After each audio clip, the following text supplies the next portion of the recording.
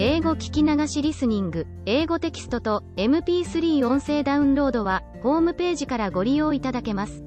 88thpp.com 88thpp.com Little Red Riding Hood. Once upon a time there was a dear little girl who was loved by everyone who looked at her, but most of all by her grandmother, and there was nothing that she would not have given to the child. Once she gave her a little cap of red velvet, which suited her so well that she would never wear anything else, so she was always called Little Red Cap. One day her mother said to her, "Come, Little Red Cap, here is a piece of cake and a bottle of wine, take them to your grandmother, she is ill and weak, and they will do her good. Set out before it gets hot, and when you are going, walk nicely and quietly and do not run off the path, or you may fall and break the bottle, and then your grandmother will get nothing, and when you go into her room, don't forget to say, 'Good morning,' and don't peep into every corner before you do it." "I will take great care," said Little Red Cap to her mother, and gave her hand on it. The grandmother lived out in the wood, half a league from the village, and just as Little Red Cap entered the wood, a wolf met her. Red Cap did not know what a wicked creature he was, and was not at all afraid of him. "Good day, Little Red Cap," said he. "Thank you kindly, wolf." "Whither away so early, Little Red Cap?" "To my grandmother's." "What have you got in your apron?" "Cake and wine. Yesterday was baking day, so poor sick grandmother is to have something good, to make her stronger." "Where does your grandmother live, Little Red Cap?" "A good quarter of a league farther on in the wood. Her house stands under the 3 large oak trees, the nut trees are just below. You surely must know it," replied Little Red Cap.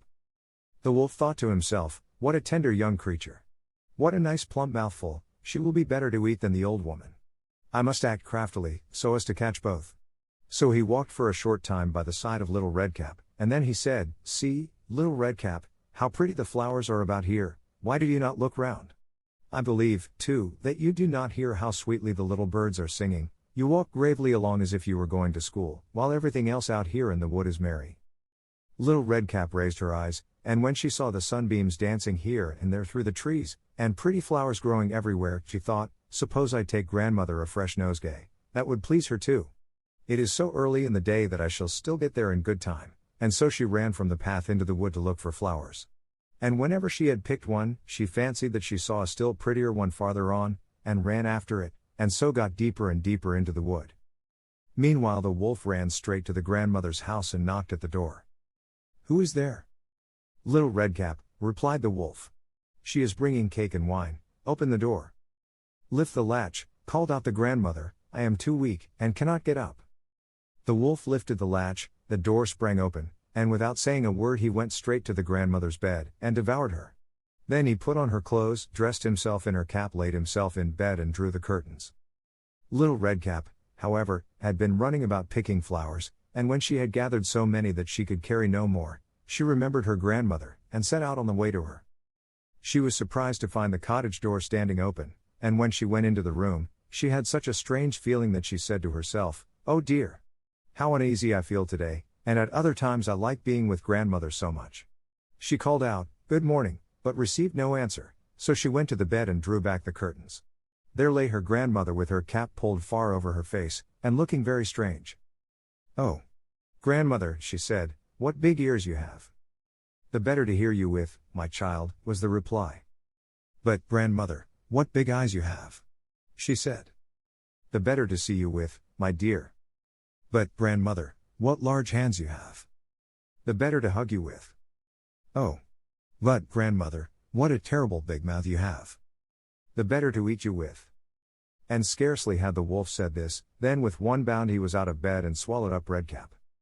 When the wolf had appeased his appetite, he lay down again in the bed, fell asleep and began to snore very loud. The huntsman was just passing the house, and thought to himself, "How the old woman is snoring. I must just see if she wants anything." So he went into the room, and when he came to the bed, he saw that the wolf was lying in it. "Do I find you here, you old sinner?" said he. "I have long sought you." Then just as he was going to fire at him, it occurred to him that the wolf might have devoured the grandmother, and that she might still be saved, so he did not fire, but took a pair of scissors, and began to cut open the stomach of the sleeping wolf. When he had made 2 snips, he saw the Little Red Cap shining, and then he made 2 snips more, and the little girl sprang out, crying, "Ah, how frightened I have been."